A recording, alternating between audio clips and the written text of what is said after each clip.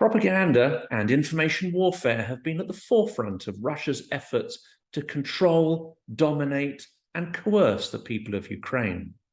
Disinformation is as much part of their offensive arsenal as missiles and artillery.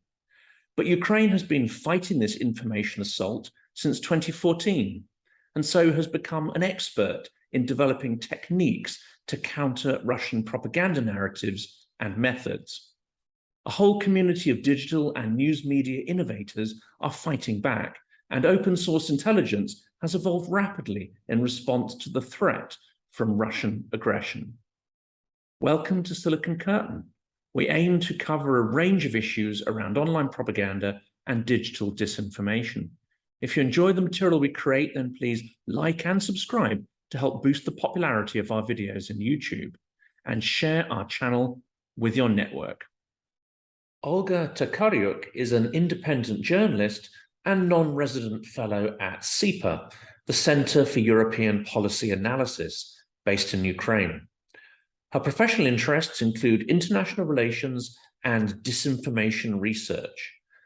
Olga has vast experience working with Ukrainian and international media. Her reports were published and aired by Time, The Washington Post, The Daily Beast, NPR, New Lines Magazine, USA, Monocle in the UK, EFE in Spain, Il Foglio, ANSA in Italy. She is a former head of foreign news desk at the independent Ukrainian Hromadske TV. Olga also worked on several disinformation research projects and was the lead author of Mythos Lab's report on Russian disinformation and propaganda related to the invasion of Ukraine, which featured on the BBC, Le Monde, Huffington Post, Newsweek, and other major outlets. She is a former scholar of the Digital Sherlock's program at the Atlantic Council's DFR lab. Olga Tokariuk holds an MA in political science and international relations from the University of Bologna in Italy, and an MA in journalism from the Taras Shevchenko University of Kiev in Ukraine. Olga, welcome to the podcast. Hello, thank you for having me. Now, we must start with very current news, which is the death of the first and last president of the Soviet Union, Mikhail Gorbachev. He's widely despised in Russia for his role in the breakup of the Soviet Union, but do Ukrainians have a different perspective on him?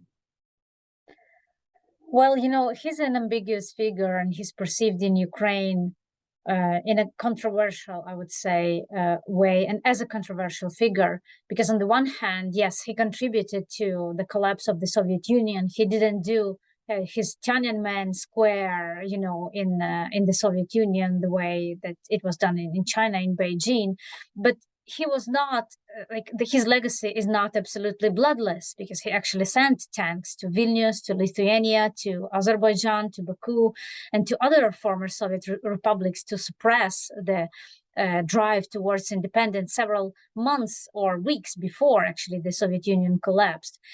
In Ukraine, he's also seen as controversial because he was in charge of the Soviet Union when the Chernobyl nuclear disaster happened, and he was involved in a cover-up of that disaster. Only 4 days after the blast at the nuclear power plant in Chernobyl in neighboring Kyiv, people were ordered to march on the parade on the 1st of May, and as was usual in the Soviet Union every year. So while the radiation levels were already very high, people in Kyiv were not told to evacuate or take their children out of Kyiv. Only the party leadership and those close to the Politburo who knew about the catastrophe at the plant have done that. But all the others, like millions of people, they stayed in the Ukrainian capital. And, many Ukrainians can't forgive that to him. And of course, we'll never know the true extent of the victims of that catastrophe, but that sort of secondary, that exposure to radiation could easily have led to thousands of premature deaths, couldn't it? Yes, well, it's he did just the same that all the Soviet leaders were doing before him, trying to cover up any catastrophe, man-made, any tragedy, in order to not to undermine like the regime, in order to preserve the regime that was based mostly on lies, on propaganda, so he was just continuing that tradition. And also I have my own like personal grievance to Gorbachev, that I'd like to mention, because the year when he came to power, 1985, my favorite poet, Vasyl Stus, Ukrainian poet, died in a Soviet gulag. So, okay, all the talk of perestroika and glasnost and reforms in the USSR, but Ukrainian poets back in 1985 were still dying in gulags, thousands of kilometers from Ukraine. Absolutely. And to think that that happened so late in the 1980s is if it wasn't for what was happening now, we'd think that was a different era, a different century. But of course, that specter of terror, filtration camps, prison camps, and the Gulag, that's become very real again, hasn't it? Yes, absolutely. And of course, in the Soviet time, this topic was something that was rarely mentioned in the public space. You could easily end up in a gulag or in prison, or at least be kicked out of your job if you brought that up. So people were talking about that maybe in their kitchens, maybe in west of Ukraine, more openly and more willingly with their children and grandchildren than in other parts of Ukraine that actually were affected by that even more than the western part, which was for shorter time under the Soviet rule than other parts of the country.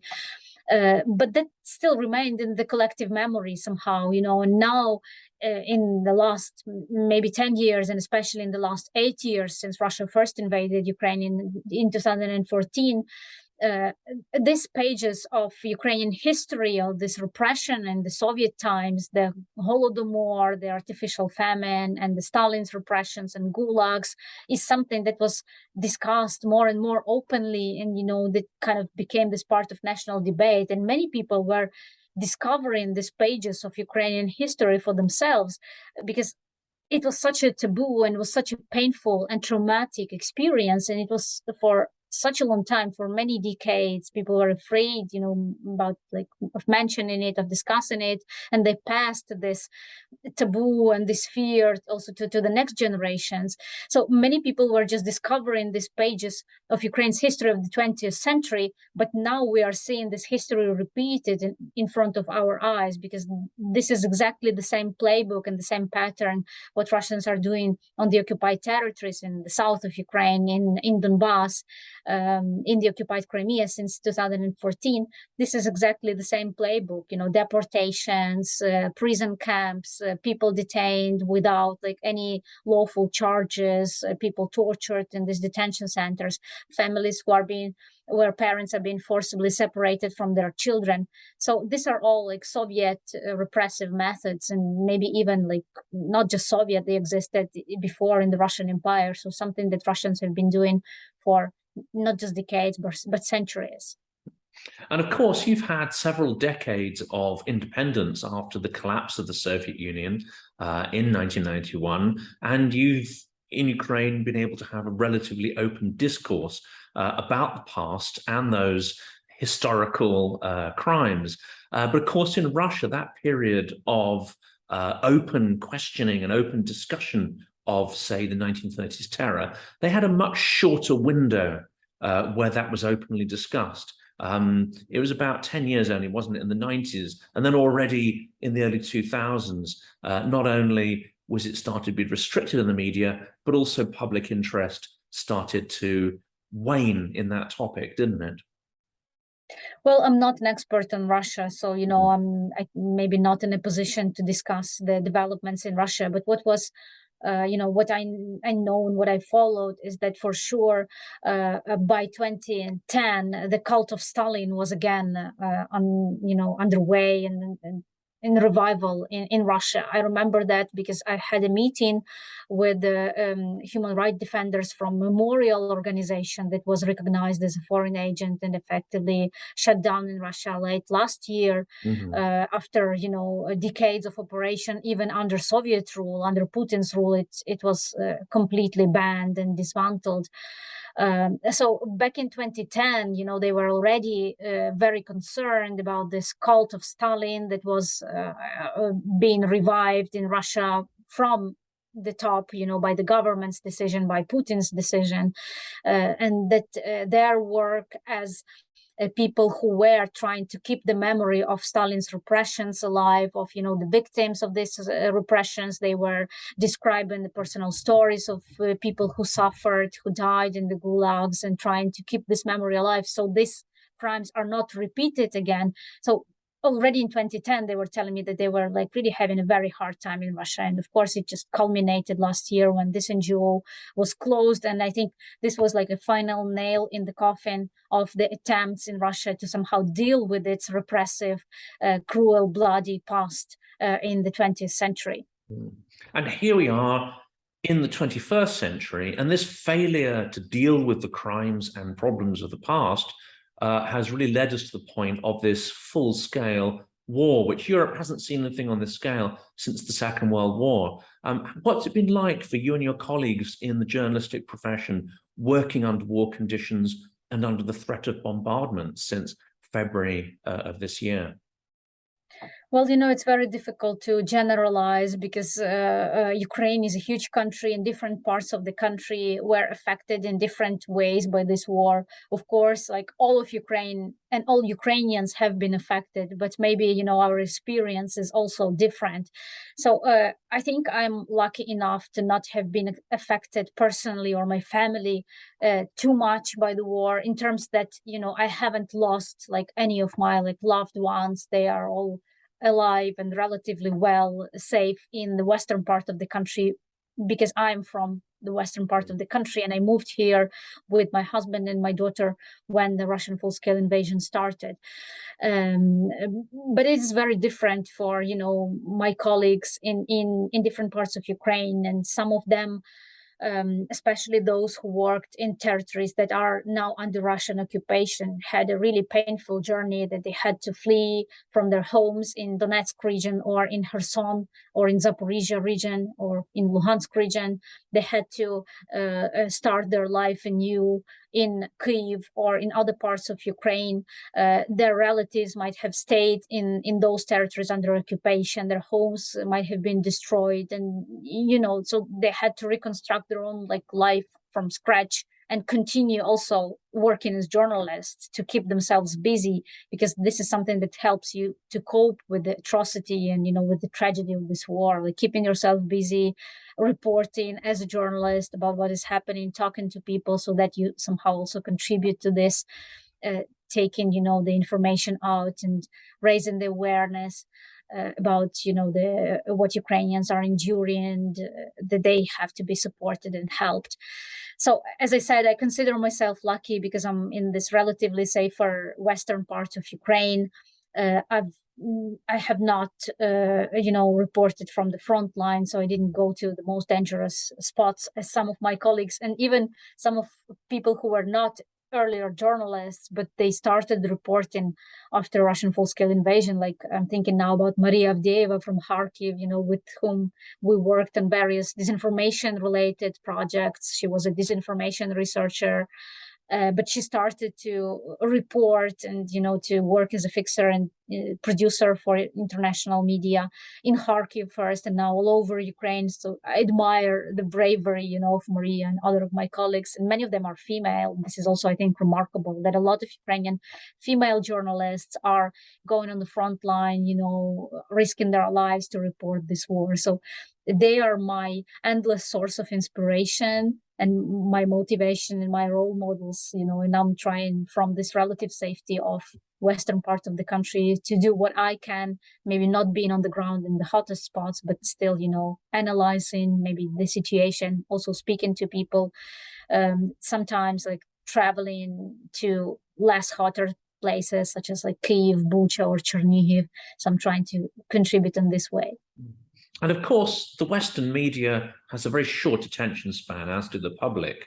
So the fact that you're fluent in English, the fact that you're able to help promote stories about Ukraine in Western media, that's exceptionally important at the moment, isn't it? When Ukraine needs material, money, and support to help it survive and win? Yes, well, I think so. I agree. And, my background is as international news correspondent and international news editor, head of foreign news desk at the Ukrainian Hromadske TV. So, I've been using foreign languages in my daily work as a journalist. I travel to many countries to report from there, and I've always, had this interest in global affairs and what is happening around the world. So I think that also kind of gives me maybe a broader perspective than many of other Ukrainian journalists who've been only, covering local news, local politics or war. So I can put these events into context and maybe talk about them in a way which is more kind of relatable and understandable for international audience, because I'm also trying to understand what, people around the globe, what are their concerns, what, they are worried about, and why they should be interested in this war, why, it should be their immediate concern. And also I think maybe some, because of this international exposure and experience that I have, I think it gives me, and in my experience for also working with international media, I think it gives me maybe some on an intuitive level sometimes, better kind of understanding of, how can I communicate it in a more clear, understandable, relatable manner. Absolutely. I think especially audiences in the UK are much more receptive when information is provided in the sort of tone that they kind of expect and familiar with. And obviously you're able to do that. And I saw in particular, you did a very moving piece for the BBC Weekend News recently on the personal significance of Ukraine's Independence Day and how the meaning of that holiday has changed over time, not just for society, but for you individually as well. Could you give us a bit of a sort of recap of that? Yeah, well, doing a piece for the BBC was, of course, an offer that, I couldn't refuse, because BBC for me has always been something, kind of my standard of journalism, and, my international news and current affairs updates. I often get them from the BBC World Service, and I like, their style and the way they keep reporters in various parts of the world, and, kind of report on, not just send reporters from the UK to various countries, but give the voice to the locals, to local reporters, to local experts, to present what is happening. So of course I couldn't refuse this offer to write something for them as a Ukrainian journalist, as someone who's based in Ukraine. Yeah, and I think sharing personal stories is very important, because this is something that helps people relate with some maybe very abstract concepts for them, or with events very far away, which maybe they do not feel affected by as much. Maybe it's not the case with the UK audience, because I think the public in the UK has been very supportive of Ukraine since day one of Russian full-scale invasion, and somehow kind of understood that this fight is not just Ukraine's fight, but also the fight of any country and people who believe in democracy and share the values of freedom and human rights. So maybe it's easier to also communicate with the UK audience than with many other audiences in other countries. And yeah, coming back to this piece, I shared the story of, that started in my childhood when I was a 6-year-old girl. And, I went with my parents to a referendum in 1991 when they voted for Ukraine's independence, as 90% of other Ukrainians did. So they voted in support. And this is one of my earliest memories, so-called political memories of my childhood, going to a referendum with my parents to vote for Ukraine's independence. I didn't understand at the time what it meant, but I sensed that it was very important for them. So I felt, this was really something very important. I was growing with this sense of it is important that Ukraine is independent, but I didn't really understand why and what happened before, what was the history of Ukraine. And then I think for many years, as many other Ukrainians of my generation, I somehow took this independence for granted. It was just there.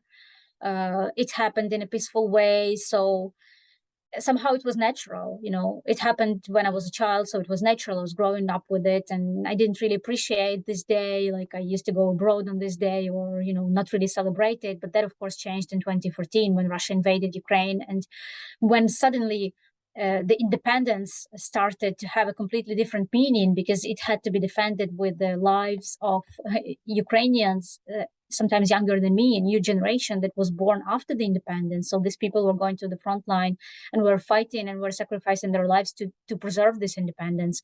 And of course, after the full-scale invasion this year, the significance of independence has become like even more important, because last year Vladimir Putin, Russian dictator, just a few months before invading Ukraine, he wrote an essay in which he stated that Ukraine was an artificial state, in which he questioned Ukraine's independence and Ukraine's right to exist as a state. So this is an existential battle for independence. This is the war for independence. This is how it is called very often here in Ukraine now. And, so I described just like this transformation, also this perception of this day and of Ukraine's independence, what it means, what it used to mean for me and what it means for me now. And of course, that essay of Putin, that wasn't just a one-off. Putin's propagandists have repeated that same line over and over, haven't they, since? So that really is a motivating factor, or one of the motivating factors behind this invasion. I think it is one of the factors. Well, I have an opinion that the main factor behind this invasion is actually very trivial, is Putin's desire to cling to power at all costs. And at some point, he saw Ukraine, which was developing, which was democratizing and, moving closer to the West, and also becoming more prosperous, because for the first time in December last year, Ukraine's average salary exceeded the average salary in Russia. So, despite the war, despite the economic hardship that it entailed, the war has been going on since 2014. So Russia did not manage to control Ukraine with other means than, the military means.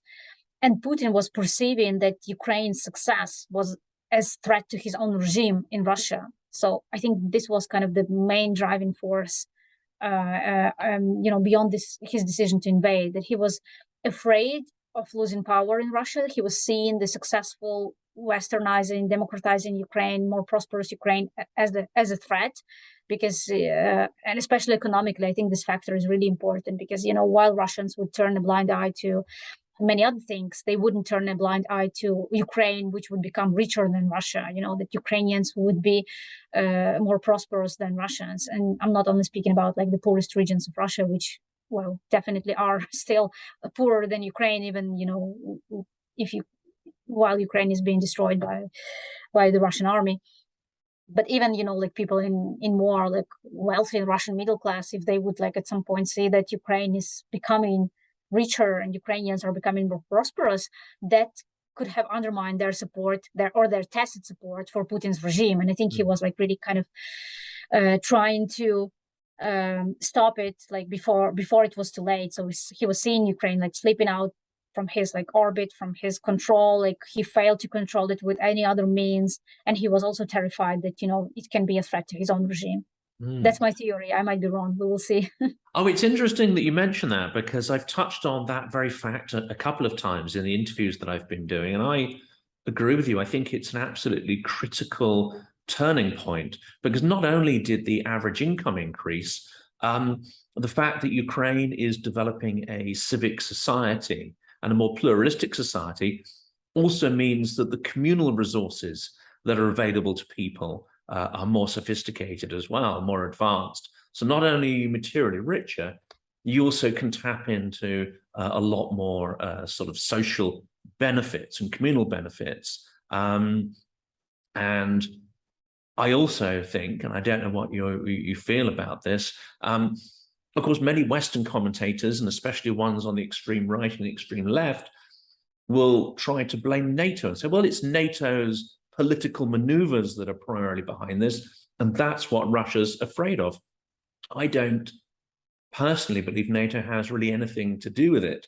It's the fact that Ukraine provides a template for a society that was exactly the same as the Soviet Union. When Gorbachev came to power, there was very little materially different between Russia and Ukraine, and yet Ukraine has developed in a different direction. It provides a template for how a post-Soviet society can democratize. Yes, I agree that NATO has nothing to do with it, and like all this talk in geopolitical terms of geopolitical struggle or proxy war that is going on in Ukraine between collective West or NATO and Russia. Well, I think it's a complete nonsense because, if NATO was the cause of this war, well, then Russia achieved completely the opposite with now, the enlargement of NATO with Sweden, Finland joining it and Russia's border with NATO becoming 1,000 kilometers longer. So it's, it makes no sense.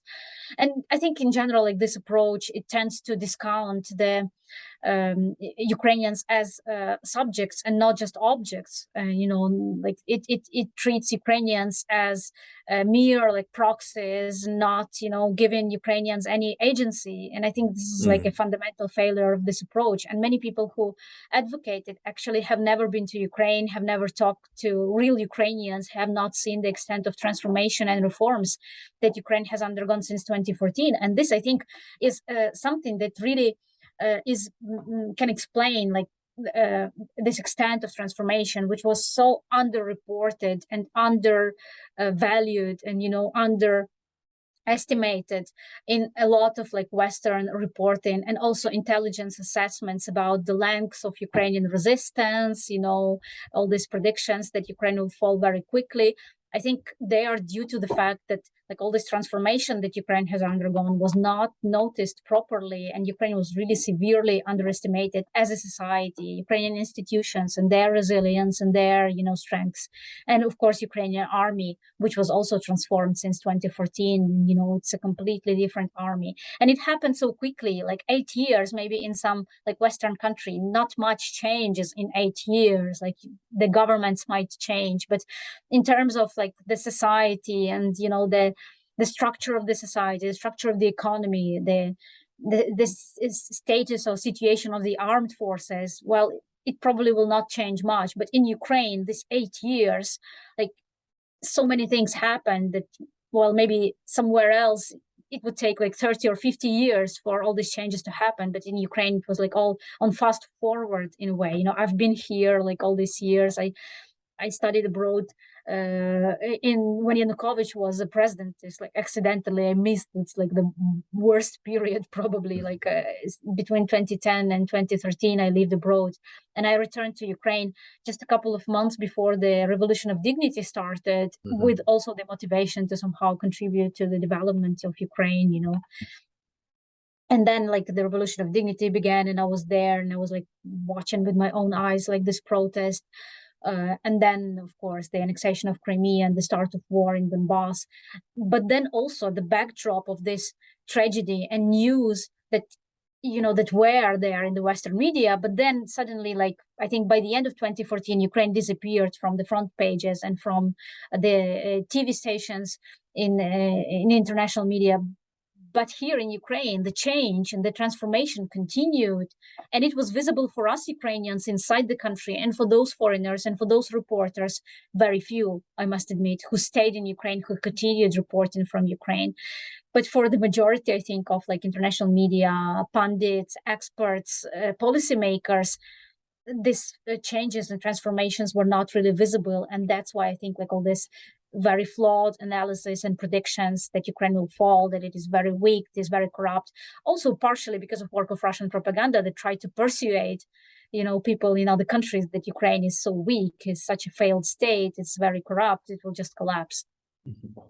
And you've anticipated my next question, really, which was, why do Western analysts really consistently underestimate the strengths and potential of the Ukrainian army? I think now at this stage, 6 months in, they're fairly split 50-50, aren't they? Like this week, I heard 2 senior British generals. One was the ex-head of the British Army saying Ukraine can't win.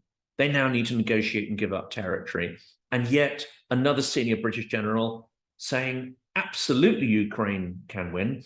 And the supply problems, the organizational problems of the Russian army mean that a collapse is imminent. So you've got even extremes of opinion amongst Western experts.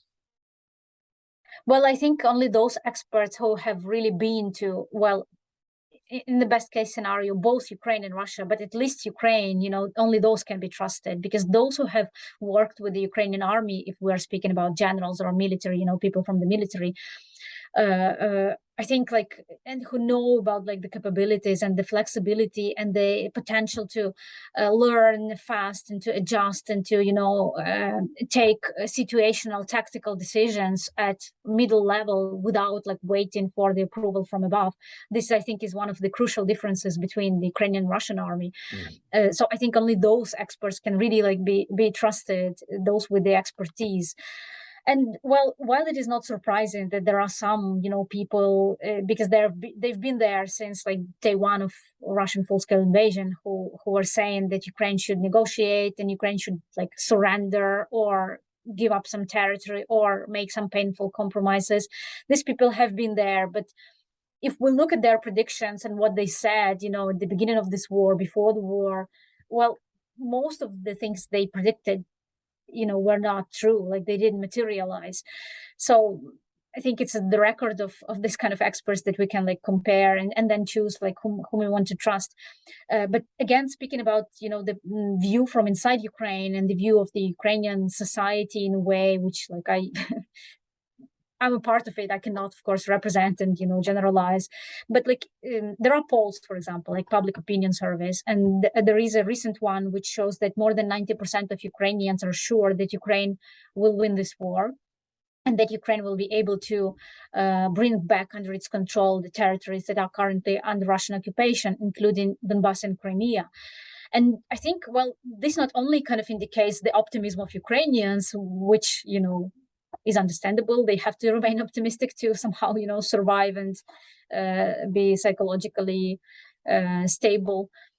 But it also shows the determination of Ukrainians to do everything they can so that Ukraine wins. And it also shows that why, that Ukrainians think that compromises or concessions are not an option. Because what happens when Ukraine compromises or makes concessions? Do we just allow Russians to continue terrible human rights abuses on the occupied territories? What will it mean for, millions of people whom Ukraine, in this scenario, if it makes a compromise or a concession or gives up territory, it will mean it's not just giving up territory, it means giving up thousands, potentially millions of people, just saying to these people, well, guys, now you live in a concentration camp. Sorry, we had to make a compromise. This is, of course, absolutely not acceptable, because it's our relatives, it's our friends who live in these territories. We can't just tell them, from today you will be living in a concentration camp and you just have to put up with that, because that's what happened in there. Russians are kidnapping people, they are detaining people without pressing any lawful charges. They are putting people in secret prisons where they are tortured, raped, and tasered with electric shock. They are separating the families. They are now putting pressure on parents in occupied Kherson to send their children to school tomorrow, the first day of school year in Ukraine, under Russian occupation, where these children will be brainwashed and told that Ukraine does not exist, that Ukrainians are Nazis, and that Ukraine is an artificial state. All in themselves are all very contradictory narratives that contradict each other, but that's a feature of Russian propaganda. It doesn't have to be credible. It just has to confuse and, make you believe in nothing. So do we just accept this and tell, our compatriots that, okay, guys, we just give up on you? I think it's absolutely not acceptable, neither for Ukrainian population nor for Ukrainian leadership, the government. And how do you explain, where does that resilience, spirit and defiance come from? Because of course, Ukraine does now have the weapons, it does have training in techniques, and as you say, it has more of a horizontal rather than a vertical approach to organizing its army and command structure. There's also a lot more self-organization. So there's mechanics going on there, but that doesn't explain everything, does it? You've got this incredible fighting spirit. Now, I've lived in Russia on and off in the 90s for 3 years. And I would say that that's not the defining characteristics I saw in Russia. There it's more about fatalism, nihilism. How do you explain this sort of Ukrainian character? Well, I think it's, Ukrainian history. It's too complex to like address, or to mention even like the most important events in the course of it. But the fact that Ukraine is often, explained in abroad as a country that has strong ties to Russia. But this is only part of the picture. Another part of the picture is that Ukraine has very strong ties to the West as well. That was the Vikings from Scandinavia, from Sweden, who first came to Kyiv and established this city that became a cradle of this Eastern Slavic civilization. The Christianity spread from Kyiv to Moscow, which was founded just centuries later after Kyiv.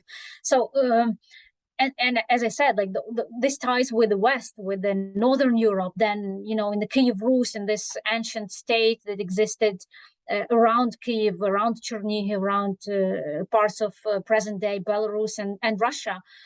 This state maintained very close ties with France. There were marriages between royal dynasties of Kyiv Rus and France and Germany dynasties, that ruled those territories in those times.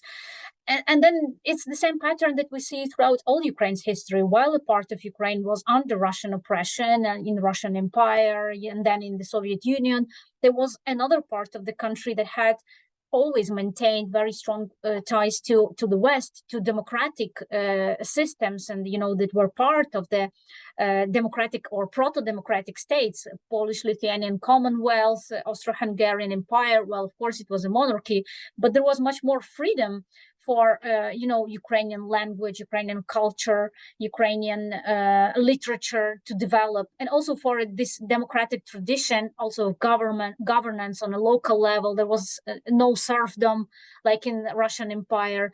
So it was always, this kind of mixture of, and of course, Cossacks, the free spirits who lived on the shores of the Black Sea, along the Dnipro River in southern part of Ukraine, in present-day Kherson, Zaporizhia region, which were later subjugated by Catherine the Great, Russian Empress. But, like these different centers of yes, very maybe basic democratic system of governance, but still this democratic tradition, exposure to, the West, strong ties with different entities beyond just Russia. Is that something that, kind of explains this complexity of present-day Ukraine? Its democratic tradition, its multi-ethnicity, the very in fact, like a lot of different ethnicities, nations coexisted peacefully on the territory of modern-day Ukraine. And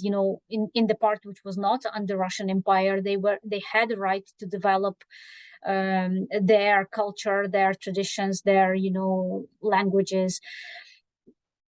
So I think like this very diverse history and the strengths of the civil society that was there in the last at least 30 years. Well, we passed, from like this ancient history to the Soviet Union period, of course, like the Western Ukraine, which was in the part of the Soviet Union for shorter 20 years less than other parts of Ukraine. And in fact, even like we started with, mentioning the death of Gorbachev and the Soviet Union, but, it was not just Gorbachev who contributed to the collapse of the USSR. Ukrainian dissidents, they've done a lot, and Ukrainian environmentalist movement done a lot to contribute to the USSR collapse. So it was not only, it's like top-down decision. There were preconditions inside the USSR for the collapse, and in many respects, it was Ukraine and Ukrainian SSR, Soviet Republic, that was leading this process of disintegration. And Ukrainian dissidents who were fighting for decades for democratic and independent Ukraine, who contributed to that with their maybe often invisible, especially on the outside, fight. And this tradition, like, it was still preserved. And I think like this 31 years that Ukraine has been independent, it faced a lot of problems. Of course, it wasn't able to transform economically and politically as quickly as other countries of former communist bloc, Baltic states or Poland or Czech Republic, who were also for a shorter period of time under the communist regime and who considered it completely alien, while of course some parts of Ukrainian society were integrated with the Communist Party and were collaborating with the Soviet regime. So a situation has been very different, but still it was like this strong kind of democratic grassroots civil society movement in Ukraine, which especially I think came to prominence in the last 8 years since Russia invaded, when it became clear that this old Soviet style elite was not capable of governing the country, and Yanukovych was the last representative of this elite. I think, like after his escape to Russia, while Poroshenko became president, who also had like close ties to this like old style elite, but he gave a lot of space for new leaders. New people entered the parliament.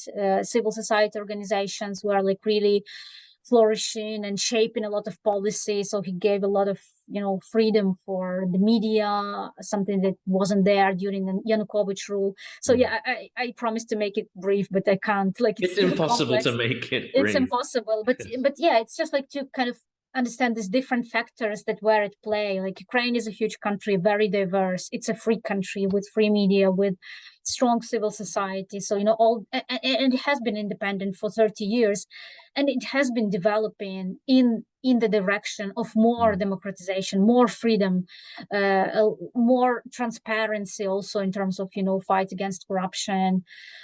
And this is a very like different direction anyway from the direction in which Russia and Belarus were moving. So, it kind of with every year, this gap between Ukraine and Russia was just growing bigger and bigger. And on the contrary, between Ukraine and the EU countries, it was getting smaller and smaller. It still remained wide in terms of maybe the economy or fight against corruption, while of course there are also a lot of problems in some EU countries. But in terms of the freedoms and the like civil society and the free media and the diversity of political life, I think it was not very wide.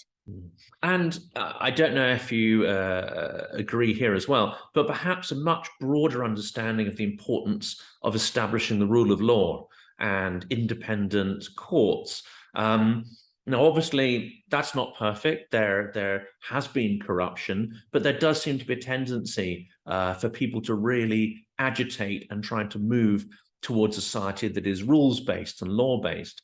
Whereas the debate in Russia, whether it's about sanctions or political change, very rarely does the conversation turn to the independence of the courts and establishing a rule of law. There just doesn't seem to be that desire or awareness to evolve Russian society amongst, broadly speaking, the Russian population. Well, I think also, the fundamental difference between like Ukrainian and Russian political systems that, shapes also the society attitudes is that in Russia, everything has been tightly controlled from top down for, at least since Putin came to power. In Ukraine, it was never the case since the independence. There were some attempts by various presidents to establish that control, well, most notably by Yanukovych. But this was the reason, actually, the main reason why he was overthrown, because it was simply impossible to repeat the same model as was in Russia, in Ukraine. That's what he attempted to do. And he alienated also a lot of, influential people, like businessmen and oligarchs, because he was trying to also, like seize their assets or, cracking down on them too harshly to make them loyal to himself. And this like diversity that existed in Ukraine, it not only existed in the civil society, but it also existed, among like this people who are far from perfect and who've done a lot of bad things for Ukraine, like oligarchs, who hijacked the Ukrainian economy and prevented its transformation and development, like countries of Central and Eastern Europe who joined the EU and NATO have done. But, however, like he kind of overstretched, his hand, like he was like trying to really concentrate all power in his own hands, and he failed like really miserably with that. And after his escape, and especially after like the beginning of Russian aggression in Ukraine in 2014, I think it has become like abundantly clear for the majority of Ukrainian population that this kind of the authoritarian model is something that shouldn't ever take hold in Ukraine, that it's like a threat to Ukraine's existence, like that no politician, no president, should be allowed to concentrate power in Ukraine, because, it's just like Ukraine will just become a vassal of Russia, like Belarus did. We are seeing, what happened with Belarus. And yeah, I think, again, like I'm not ready to comment on the developments in Russian society because I've been to Russia once in my whole lifetime before the war, but in Ukraine it was like, I think, like really since 2013 and 2014, it was like no question that we can't allow any political force to concentrate power, which is, I mean, it can sound quite paradoxical considering the result of the 2019 elections and the fact that President Zelensky and his party have a monopoly. Basically, they control the parliamentary majority and he's the president.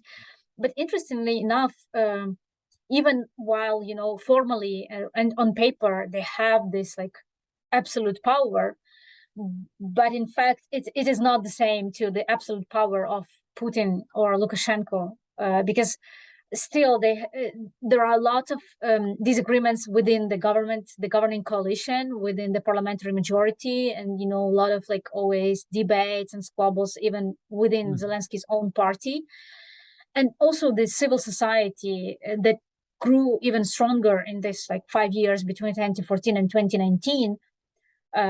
It was putting a lot of pressure on the government and on the president to still continue with this reform agenda, and Zelensky had to take it into consideration. While, on this particular issue that you mentioned of the judiciary reform, it has been really, I think, in my opinion, it's one of major problems of Ukraine, because this really is the area which needs urgent reform and where progress has been really slow compared to other areas. But the pressure is still there. It's even there now when the war is going on. So the society, the civil society, the NGOs, the journalists, the people, they're still keeping tabs on the government and using, now they can't organize protests, but they can sign petitions, they can protest on social media, they can talk to their MPs and local deputies to kind of make their voices heard. And we are seeing this, even now, during the war, the people are still critical of some government's decision. People are still, expressing their discontent with some moves that they don't like. I mean, yeah, some say, well, it undermines our unity in times of war, but I think it's essential to keep Ukraine independent and, to have government accountability even in times of war. And turning to an area that you have researched extensively and collaborated on, which is open source intelligence and its role in the fight against disinformation. Can you describe to me what you understand by the discipline of open source intelligence, and what is its context in Ukraine, and how is it used to fight Russian disinformation? Well, I'm not really in the part of the OSINT community, because I know some basics of OSINT and know how to do geolocation and other kinds of things, but that's I've never kind of primarily focused on this. I use this as some auxiliary tools in my work as a journalist mostly. But yeah, while maybe Bellingcat is very well known internationally, there are Ukrainian OSINT communities who have been who were there in place for a couple of years already, and who've been doing really remarkable job also in collecting the evidence of Russian war crimes and human rights abuses since 2014 in the occupied Donbass and Crimea, and who've been, of course, facing a much larger scale task since the full-scale invasion in February this year. One of these communities informed Napalm, and it was founded by some people originally from Crimea, who kind of, have been like very personally affected by the Russian occupation and aggression.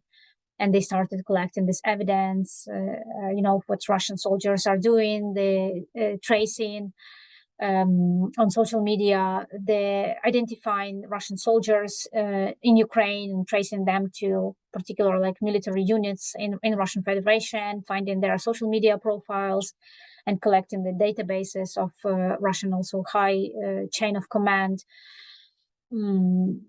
Yeah, and they're really doing very like remarkable job. And I think now like there is more, of course, attention to what they are doing, because the government is also trying to lead some efforts to document Russian war crimes. Like the General Prosecutor's Office is asking people to also basically work as OSINT researchers and send them the data, the verified geolocations, and the images and videos if they were testimonies of Russian war crimes or human rights abuses. Yeah, I mean, I think that we already see how this open source data is playing out at the MH17 trial against several suspects who are charged with downing a passenger jet over the Donetsk region of Ukraine in July 2014. So it has played an important role in this trial, the data that has been, of course, verified by the investigators, by the prosecutors. But it all started from some people on the internet collecting that data. And hopefully, this data that is being collected now on Russian invasion, Russian full-scale invasion, it will one day be serving as evidence in international tribunal on Putin and other Russian war criminals.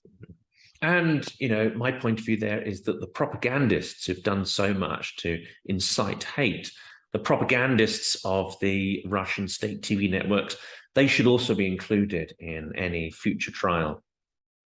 Yes, I absolutely agree, because they've been inciting hatred against Ukrainians for, at least 8 years since 2014, working with internal audience in Russia, like describing Ukraine as a Nazi state and spreading all sorts of fake stories about crucified boys. This infamous story from 2014 that turned out to be a total fake about Ukrainian soldiers who allegedly crucified a 3-year-old boy. It became like a symbol of this really blatant Russian propaganda that doesn't need like any facts, any proof. They just are able to invent a story from scratch, and a lot of people will believe that story, and a lot of people will not hear a debunking of that story. And a lot of Ukrainians who have family in Russia, like including my father, told me that he was texting with to some relatives in Russia, who were telling him that it us Ukrainians who are bombing ourselves, So these people actually are from Ukraine originally, but they have been living in Russia for decades, and they've been completely brainwashed by this propaganda that they do not believe their own relatives on the ground here in Ukraine, but they rather, I don't know if they believe or they choose to believe this genocidal propaganda in order to somehow, not to feel responsible for it, because, they are doing nothing to kind of counter it, to rise up to this murderous regime in the Kremlin. So yeah, I absolutely agree that the propagandists are war criminals as well, and my hope is that this propaganda that Russian state media has been like spewing is finally being and that it will be more noticed abroad, because finally we are seeing the clips from Russian state TV subtitled into English or in other languages, and in a lot of like people abroad, they are shocked and surprised at the level of this propaganda and at the level of the anti-West rhetoric attacking. Okay, well, UK, US, you're not surprised, but even Germany, which does not really act, as a very like, I don't know, which is not very harsh on Russia, so to say.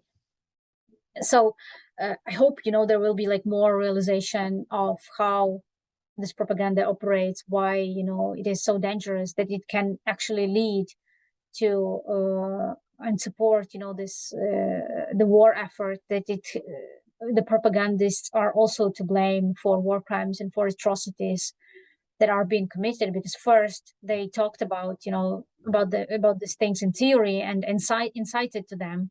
And now these things are happening because they've been legitimized on TV, they've been called, on and presented as something that was acceptable, that was desirable.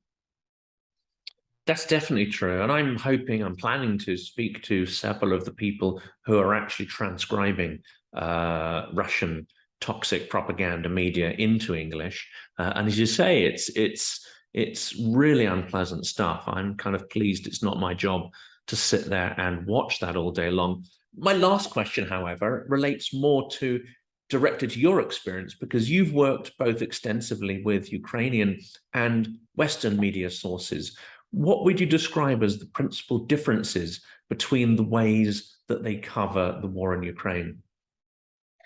Well, of course, Ukrainians know much better the local context, and there is a lot of nuance that you don't have to explain to them, because somehow, being here, living here, they have personal experience. They've been affected in one way or another by this war, so you don't have to kind of mention a lot of things when you're writing for a Ukrainian audience. With Western audience, of course, you have to explain more things. You cannot go into too much details. But I think what kind of is the same is the personal stories. If you are telling the human stories of people who have been affected by war, whose relatives have died, or who have become witnesses or victims of war crimes, or whose lives have been appended in other ways, I think this is something that works exactly in the same way for internal and international audience.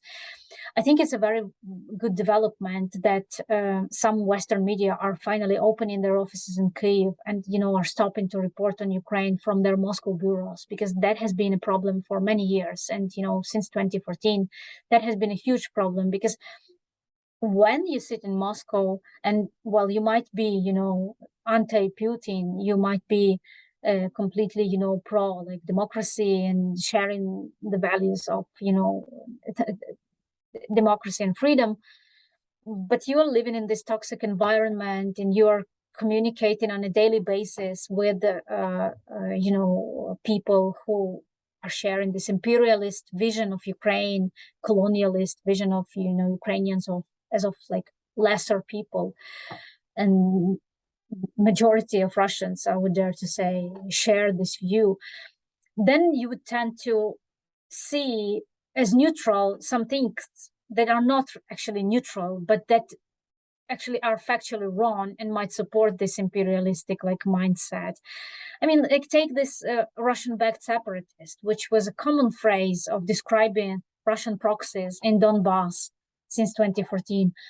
If you say Russian-backed separatists, it means that there was some local grassroots separatist movement that Russia just supports, Russia just backs it with money and weapons, which is not the case, because there was never any grassroots separatist movement in Donetsk or Luhansk region of Ukraine before Russia invaded in 2014. And actually, it was Russian special forces, Russian citizens who entered these areas, and then they recruited some marginalized people from the local community to fight with them. But it was always led, orchestrated, and financed and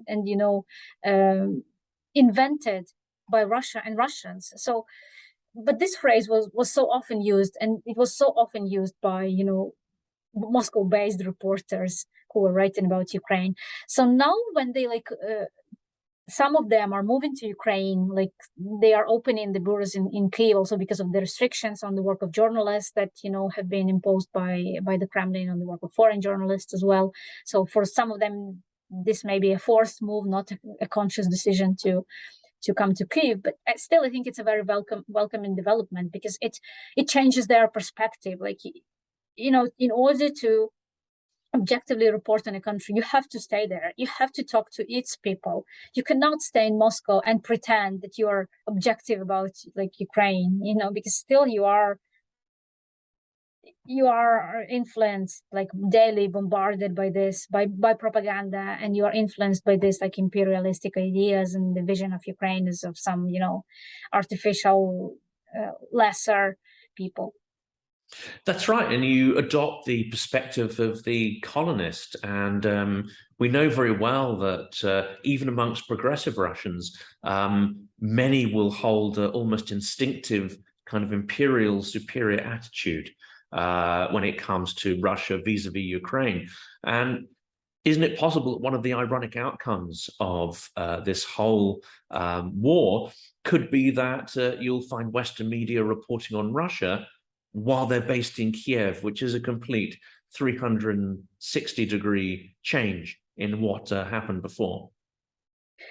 Well, we will see, but I think that maybe they might even have like more freedom to report on Russia from Kyiv than from Moscow, you know, if they are, because as far as I understand, like many reporters, many foreign reporters in Russia, they are under pressure to keep their reporting, let's say, not too critical of the Kremlin in order not to be expelled from Russia, like happened with the Sarah Rainsford from the BBC, who was just expelled, like told, you know, had her visa like revoked or cancelled or not prolonged, and she had to leave Russia. So I think like with steps like this, the Kremlin kind of shows foreign journalists that you have to stay, while you try to do your work objectively, you should not be too critical. You, if not, are overtly loyal. And of course, like with most, I think UK or you know, American reporters, if they are still in Moscow, they won't be like making like really Kremlin loyal reports. But you know, I'm watching a lot of Italian TV, and I see that Italian reporters who are based in Moscow, they are basically parroting Kremlin narratives. So you know, I don't know if they are under pressure to do that, so they, you know, they are afraid of being kicked out of Russia, or it's their choice. But they are not, you know, even 10% objective in what they say. Like they are really repeating, kind of, they are as if they were the press service of the Kremlin. So they are not like even questioning what, you know, Russian officials are saying. So I think that's a part of like also the Kremlin strategy with all these restrictions on the work of international journalists. Either like we kick you out of Russia, or if you want to stay, you know, you have to refrain from criticism or be loyal. And So the I pressure think, may yeah, not just be from Russia itself. I mean, it may come from both sides. We know that Russian money, Russian oligarchs really got their claws into the West over the last 20 years. And it's impossible to know how many media outlets have been influenced by Russian money or active measures. That's outside of my area of expertise, but I have heard people talk about that influence and how toxic it's been. yeah. I mean, maybe I wouldn't say to that it was like the whole media outlets that were under Russian pressure or, you know, compromised by Russia, but certainly some journalists, even of the public broadcasters, because like this Italian correspondents that I mentioned, they work at the public broadcaster RAI, you know, and they are reporting from Moscow, and their reporting is like really is just a mirror of Russian, of what the Kremlin says. You know, they are just repeating the official statements of Russian officials without like any critical counter argument. And yeah, well, of course, Italy is one of the countries that have been most compromised in terms of like Russian money, Russian oligarchs. We know about the ties of Italian political parties, some Italian political parties with Russia. But yeah, that would be a topic of another conversation, I think. It is, and unfortunately, I think we've probably run out of time as well. Olga, I'm extremely grateful to you for making the time to speak to me. The work you're doing is absolutely fascinating and, of course, extremely important at this time. I wish you luck in your ongoing writing and research. Slava Ukraini. Heroyam Slava. And thank you, Jonathan, also for your work and for your interest in Ukraine. It's very important.